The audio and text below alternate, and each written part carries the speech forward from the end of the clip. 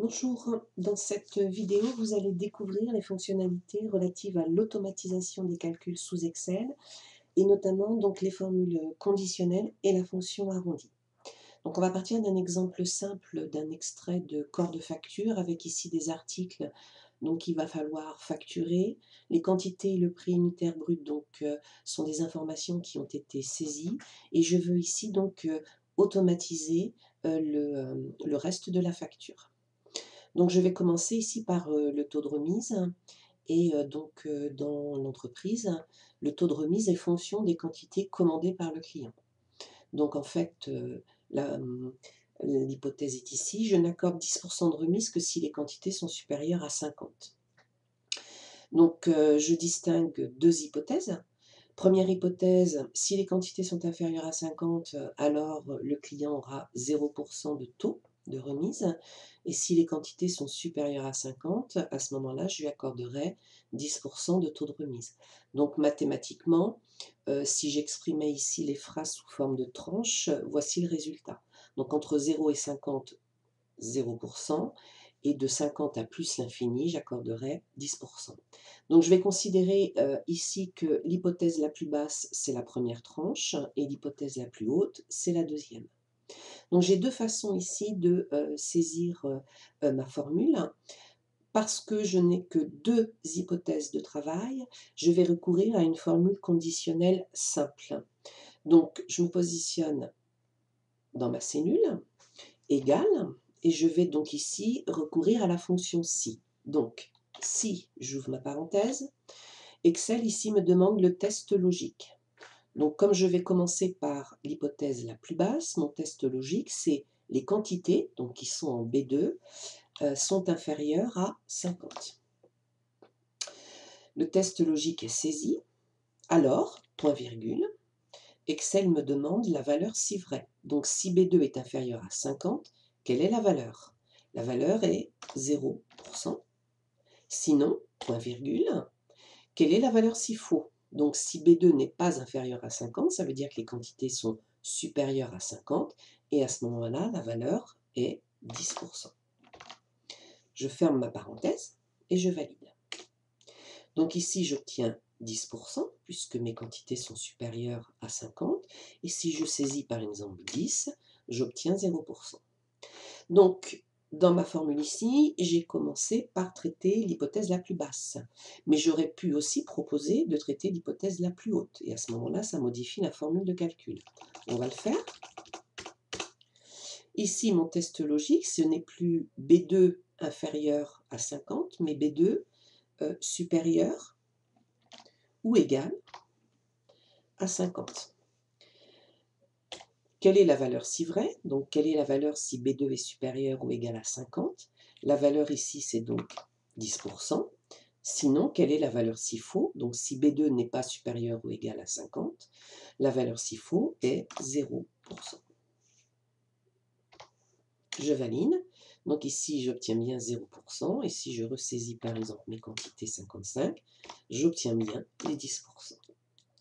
Donc ça, c'était le premier cas simple d'une formule conditionnelle. Nous allons étudier maintenant donc un deuxième cas. Donc j'ai mis en place dans l'entreprise un système de tarifs dégressifs, c'est-à-dire pour booster les clients à acheter plus.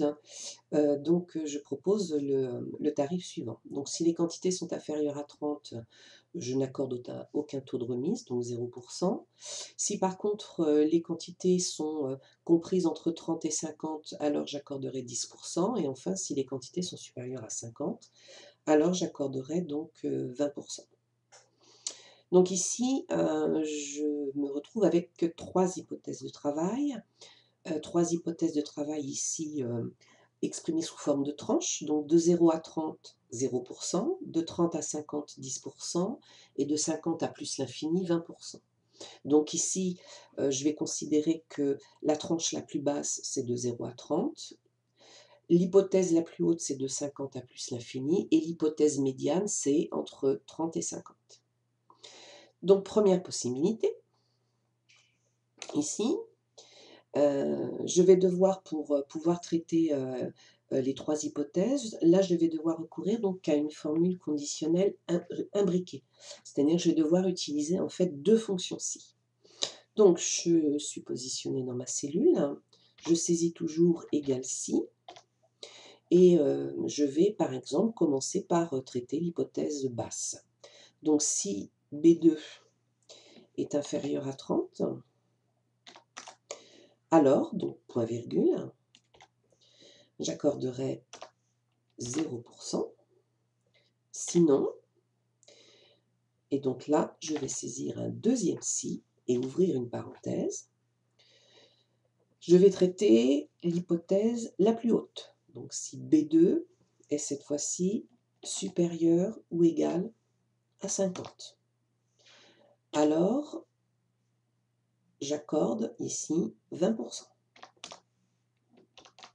Sinon, si ce n'est pas inférieur à 30, si ce n'est pas supérieur ou égal à 50, ça veut dire que les quantités sont comprises entre 30 et 50. Donc dans cette hypothèse, j'accorderai 10%. Donc je ferme ma première parenthèse. Donc mon deuxième si est bien encerclé par 2 parenthèses. Et j'ajoute une deuxième parenthèse pour fermer ici la première parenthèse du premier si. Je valide. Je vais tester ma formule. Donc à 10, j'ai bien 0%. À 35, je dois obtenir 10%. Et enfin à 60, je dois obtenir 20%. Donc ici, pour traiter en fait les 3 hypothèses, j'ai traité l'hypothèse la plus basse et ensuite la plus haute. Deuxième possibilité, qui est un petit peu plus difficile, je vais donc lui proposer la formule suivante. Alors je pourrais soit traiter l'hypothèse la plus basse ou la plus haute au choix. Donc là, moi, je vais partir sur l'hypothèse la plus basse. Donc, si mes quantités sont inférieures à 30, donc c'est toujours 0%. Sinon, point virgule, je saisis un deuxième si avec une parenthèse. Je vais lui exprimer en fait l'hypothèse médiane. Et l'hypothèse médiane, c'est les quantités sont comprises entre 30 et 50. Mais la fonction comprise n'existe pas sous Excel, donc nous allons pour ça utiliser la fonction et. Et la tranche médiane va s'exprimer de la façon suivante. Donc je vais exprimer la tranche inférieure. Donc la tranche inférieure, c'est B2, ici, supérieur à 30. Et B2, inférieur à 50. Alors c'est B2 supérieur ou égal à 30, pardon, voilà, et B2 inférieur à 50. Donc je ferme ma parenthèse pour le et. Alors, que se passe-t-il si mes quantités sont comprises entre 30 et 50? Alors, j'accorde 10%.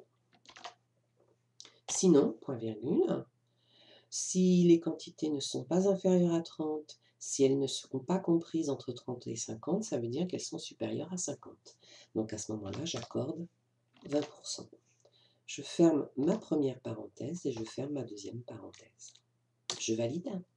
Et là aussi, donc, je vais vérifier le bon fonctionnement de ma formule. Donc, à 10 articles commandés, j'obtiens 0%, c'est normal. À 35, j'obtiens 10 et à 60, j'obtiens 20%. Ma formule fonctionne correctement. Donc, je vais conserver cette formule. Je vais donc la glisser puisque pour les 2 autres articles, la formule est identique. Et grâce à l'adressage ici relatif des cellules, Excel a compris qu'il fallait, sur chaque ligne où j'ai recopié ma formule, mettre à jour tout simplement l'adresse de chaque cellule. Pour le prix unitaire net, je vais préciser donc le prix unitaire net, c'est le prix brut, moins mon prix brut auquel j'applique le taux de remise. Et là aussi, je peux glisser ma formule de calcul. Pour le total, donc ce sont les quantités que je multiplie par le prix net. je peux glisser ma formule et je peux vérifier, par exemple 2205, c'est bien B4 multiplié par E4. Le net commercial, donc ce sera l'addition de tous les totaux, donc égal, et là je vais utiliser la fonction somme. Donc je lui indique ici de totaliser les 3 cellules au-dessus. Et puis enfin, donc je vais lui demander de calculer la TVA. Donc la TVA ici est égale à 4255 multiplié par le taux de TVA que j'ai pris soin d'isoler pour pouvoir automatiser mon calcul. Et donc ici, j'ai un petit souci puisque on obtient un résultat avec 3 décimales. Or, en comptabilité, on travaille toujours qu'avec 2 décimales. Donc je vais, pour ici résoudre le dysfonctionnement, recourir à la fonction arrondi. Et je vais demander à Excel, tout simplement, d'arrondir ici le calcul. Donc dans ma formule, juste après le signe égal, je vais glisser et saisir donc la fonction arrondi. J'ouvre ma parenthèse. Alors, peut-être qu'au préalable, il existe ici donc plusieurs fonctions arrondies. La fonction arrondi va arrondir au plus proche. La fonction arrondi.inf à l'inférieur et l'arrondi.sup au supérieur. Donc là, moi, je vais rester sur arrondir au plus proche, surtout pour la TVA, c'est normalement la règle fiscale qui s'applique. Donc, j'ouvre la parenthèse. Donc, ici, Excel me demande quel est le nombre que je veux arrondir. Eh bien, c'est bien F5 fois E6. Ensuite, je dois saisir un point-virgule. Et je dois préciser ici à combien d'euros ou de décimales je veux arrondir. Donc ici, si je mets 0, il arrondira à l'euro le plus proche. Si je mets 1 ou 1, il arrondira donc à 1 décimale au plus proche. Et enfin, si je mets 2, à 2 décimales. Voilà, je valide. Et donc, vous voyez ici, donc, il a arrondi à 234,03. Et enfin, donc, pour le total TTC, je vais tout simplement lui dire que c'est le net commercial plus la TVA. Cette vidéo est maintenant terminée.